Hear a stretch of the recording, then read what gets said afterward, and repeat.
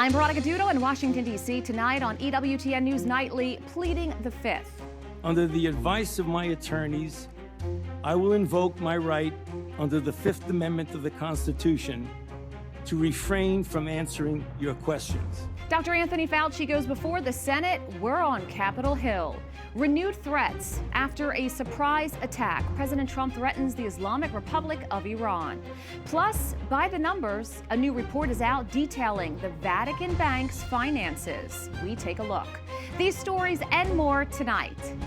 From EWTN, the Global Catholic Network, this is EWTN News Nightly. The sole reason he is calling me before this committee is to get me to say something, anything, that could vindicate his repeated public pledges that I end up, in his words, quote, behind bars. Good evening, and thank you for being with us on the memorial of Saints Martha, Mary, and Lazarus. 6 years after the pandemic gripped the globe, new insight into the U.S. government's response. A Senate committee today questioned Dr. Anthony Fauci and accused the former head of the COVID response effort of misleading Americans about the source of the virus and lying to Congress, all which Fauci denies. Let's check in with Capitol Hill correspondent Eric Rosales. Eric, lots of fireworks today. Oh, yes, lots of fireworks, Veronica. Good evening to you. It didn't take long. Just minutes into the hearing, during his opening statement, Dr. Anthony Fauci slammed Homeland Security Committee Chair Rand Paul for orchestrating what he says is a personal crusade against him. In his words, an unhinged obsession to see him behind bars. Dr. Fauci added because of that, he's forced to advise, at the advice of his counsel, to invoke his Fifth Amendment right. Can you explain to the committee why you chose to fund this dangerous research in China? On the advice of counsel, I respectfully decline to answer based upon my rights under the Fifth Amendment of the Constitution. 111 times he invoked the Fifth. On the advice of counsel, I respectfully decline to answer based upon my rights under the Fifth Amendment to the Constitution. Dr. Fauci's attorney then tried to step in. Sir, you are not recognized. You are not recognized. Security. After a shouting match, Fauci's attorney was kicked out of the hearing. Republican lawmakers brought up evidence they collected on gain-of-function research, the deleting of emails, and even used Dr. Fauci's own personal pandemic-era journal entries against him. Republicans claim Fauci's own words proves his private thoughts contradicted his public statements regarding the origins of the virus. January the 26th of 2020, this is before we had our first tragic death of coronavirus in the United States. You wrote, it now appears using epi data that the genomic data, the first infection was in early December and was not connected to the market, which was the big rumor that was out there, was this wet market in China. We know the market was not the source, it was the amplifier. Democrats fired back not at Fauci, but at the Trump administration's decisions to cut health care, which they claim has now made the United States unsafe. The administration has hollowed out the public health workforce. They have fired, pushed out, and cut funding for public health personnel, shrinking the CDC workforce by a quarter. As we know, Dr. Fauci already received a preemptive pardon from former President Joe Biden. However, some legal experts say that that pardon does not protect him from state prosecution or even lying to Congress in the future. So they add that if he continues to refuse to answer any questions. Well, this is not over for Dr. Fauci. Senator Rand Paul, I just spoke with him minutes ago, and he says that the committee does plan next week to hold a Dr. Fauci hearing and possibly bring contempt charges against him. Now, whether or not the DOJ will take up that case, we'll have to wait and see. At the Capitol, Eric Rosales, EWTN News Nightly. As Eric mentioned, Senator Rand Paul released more than 1,000 pages of Dr. Fauci's pandemic diary entries over the weekend. It revealed Fauci's inner thoughts about the origins of COVID, a detailed account of events within the White House, and his media appearances in response to the pandemic. Joining me now to share her thoughts on the hearing is Jennifer Gallardi, Senior Policy Analyst for Restoring American Wellness at the Heritage Foundation. Jennifer, thanks so much for coming on today. Oh, it's a pleasure. Thanks for having me. I'm sure you were watching today's explosive Senate hearing with Dr. Anthony Fauci. What do you think is the biggest takeaway so far? He can't even answer the most basic questions.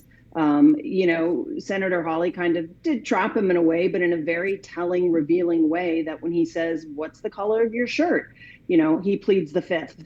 What day of the week is it? He pleads the fifth. And that's just obviously someone that is using legalistic jargon. So ahead of this hearing, we saw Dr. Fauci's diaries. They have reignited debate over both church and school closures during COVID.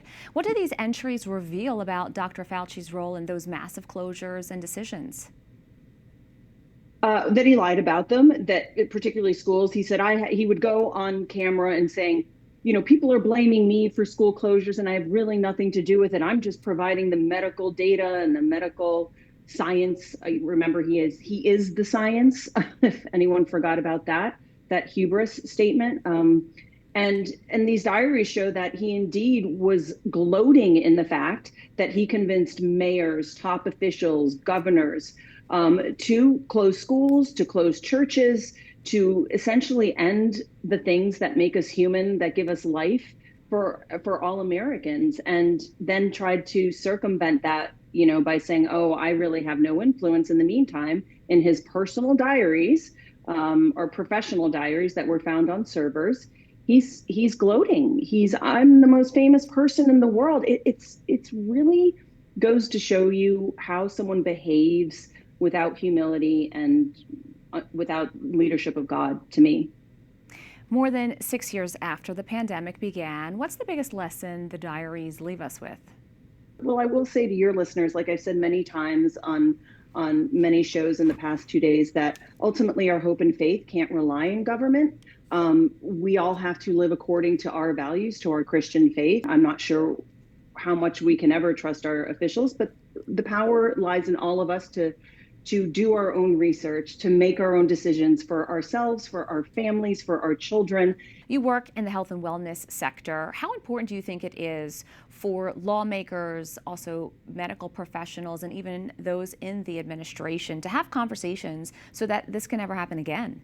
We have to get back to the day where doctors and patients have a trust relationship, and then we can the government can talk to some of these doctors and say, "Hey, what are you seeing boots on the ground?" We've turned into this system that listens to experts that actually has no experience out in the field dealing with patients. They bury their head in research and gain of function. And, how can we gain from, which is what we saw with Fauci, how can we gain by doing this so we become the heroes in the story? Jennifer Gallardi, thank you so much. Thank you so much for having me. God bless. President Donald Trump issues a stern warning to Iran. He threatens to hit them hard for the surprise attack they launched against American assets in the region. During a Fox News interview, he forewarned Iran is going to get a beating. White House correspondent Owen Jensen reports. Good evening, Owen. Veronica, good evening to you. In repelling those Iranian attacks, President Donald Trump told reporters today, "Fortunately, we had our people operating the greatest equipment in the world, namely the Patriot system." And he made it clear what's coming next. In the Oval Office, President Donald Trump addressed the surprise attack by Iran after discussing renovation plans for nearby Dulles Airport. We're going to be hitting them very hard because it's our turn to hit them. They know it's coming. They're asking us not to do it. Iranian state television shared footage it claims shows a barrage of missile launches targeting U.S. air bases in Jordan. CENTCOM reports Islamic Revolutionary Guard Corps forces launched multiple ballistic missiles from Iran in an attempted surprise attack on U.S. forces based in the Middle East. All Iranian missiles were successfully intercepted. Think of it. 5 missiles going 8,600 miles an hour, big ones, coming right at us, and all 5 were shot down. How about that, right? Pretty good. And now Saudi Arabia joins the fight against Iran, hitting their proxies in Iraq. The U.S. says the Saudis partnered with American forces to target Iran-aligned terrorists at the Islamic Revolutionary Guard Corps, IRGC, directed to attack U.S. forces and Saudi energy infrastructure. At least 20 fighters killed, one of the strikes hitting a residential area. Iraq condemning the U.S.-Saudi strikes, calling them an unacceptable attack and a blatant violation of Iraq's sovereignty. House Minority Leader Hakeem Jeffries also criticizes the war, posting just yesterday, gas prices are skyrocketing and life is more expensive. Operation Epic Failure has been a disaster for the American people. Donald Trump's reckless war of choice in Iran must end now. Meanwhile, U.S. Defense Secretary Pete Hegseth meets with Israeli Prime Minister Benjamin Netanyahu at Blair House. Israel has been notably absent from the recent fighting with the Islamic Republic. And oil prices jumped today, this after the fighting resumed, raising worries about the global flow of oil. As for negotiations between Iran and the U.S., well, tonight it's not clear when or if they will resume. At the White House, Owen Jensen, EWTN News Nightly. Russian authorities have charged Telegram founder Pavel Durov with aiding terrorism. They have also placed him on an international wanted list. Officials accuse Telegram of failing to remove content allegedly used by Ukrainian intelligence and extremist groups.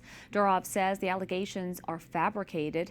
Telegram has also faced pressure from other governments due to what they see as weak content moderation. Firefighters in southwest France are battling a mega fire 4 times the size of Paris. Meanwhile, the temperatures are expected to climb above 100 degrees Fahrenheit. The wildfires have already forced more than 200,000 people from their homes. Drought now covers mainland France and Corsica, with soils nearing the record dryness reached in August 2022. Meanwhile, a wildfire now under control near Spain's capital of Madrid. Evacuees are beginning to return back home. However, 10,000 people remain under evacuation orders in eastern Spain. A fire there continues to burn out of control. The country also faces its 4th heat wave of the summer. We have a lot more still to come on EWTN News Nightly. Under investigation, a popular pilgrimage site has been desecrated, what we know so far. And we take a look at the finances of the Vatican Bank.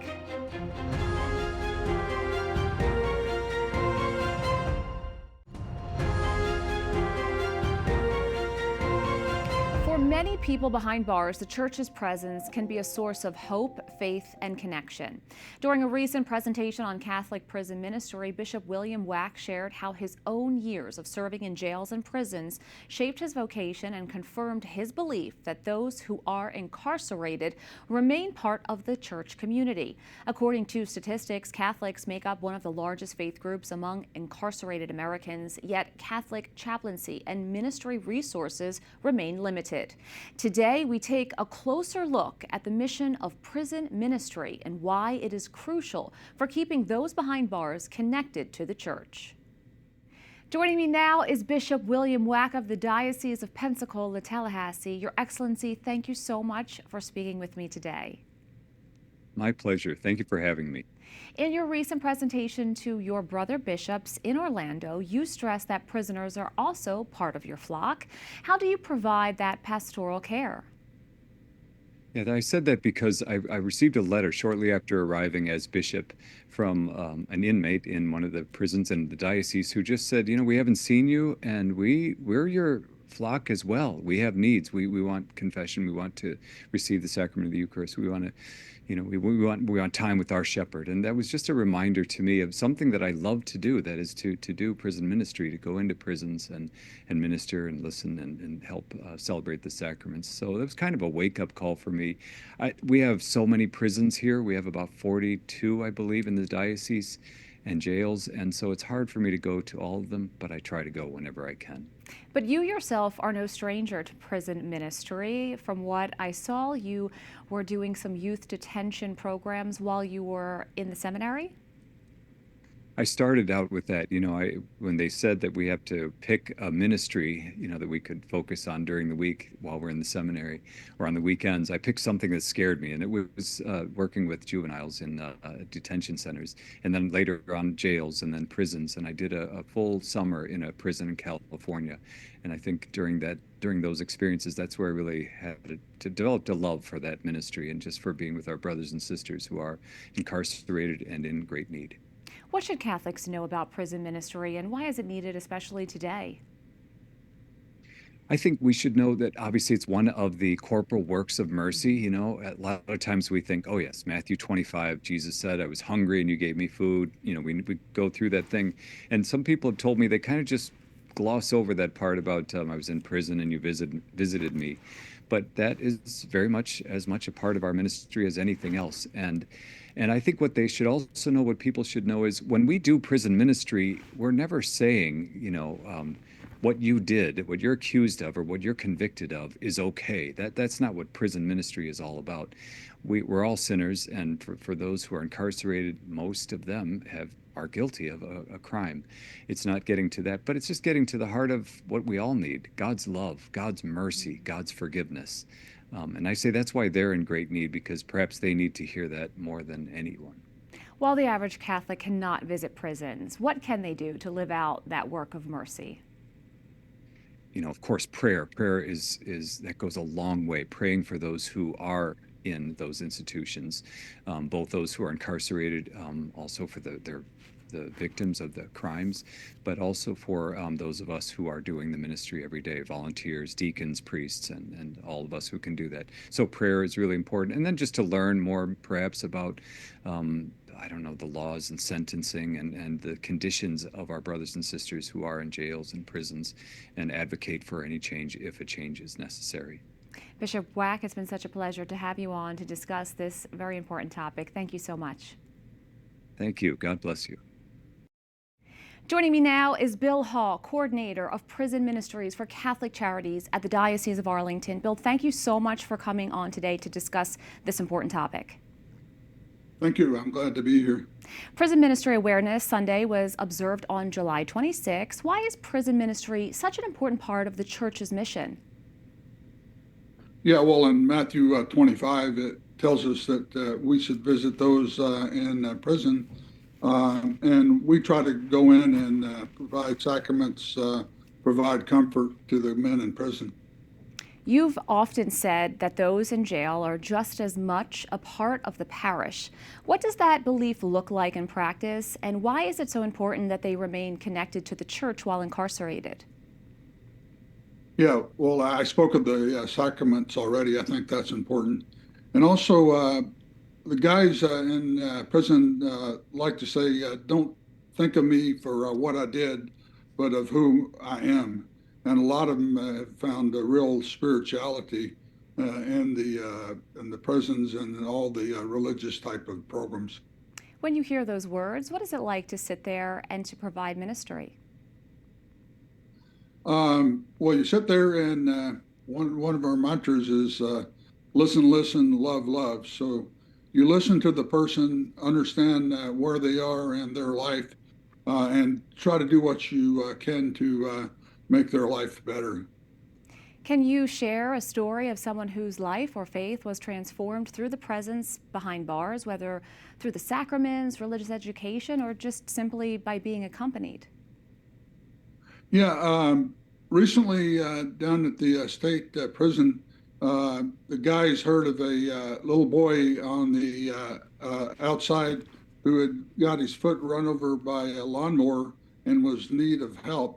And these guys make less than $1 an hour working in prison, yet they were able to collect over $1,000 and send it to this little boy for what he was doing. And that got news coverage. So corporations chipped in, and it became a really big thing. So guys have their faith and move forward with it. You've coordinated this ministry for 20 years. What keeps you motivated to continue this work, and how has this impacted your own life and even strengthened your own faith? Yeah, I think that's a thing that people don't really realize, that we volunteers who go in are getting as much out of this as the men in prison. One of the things I especially like is on Saturday reunions, we go in and the men in the prison actually do the service, and we sit there and are blessed by them. So it's a large and profitable Christian community. It's truly incredible the work that you have done for 20 plus years and still continue to do. Bill Hall, thank you so much for coming on today and telling us more about this prison ministry. It's my pleasure. Thank you. Up next on EWTN News Nightly, a holy shrine desecrated. What we know so far about the popular pilgrimage site in Europe that was vandalized. Plus, the Vatican Bank releases its annual report. We take a look at the numbers.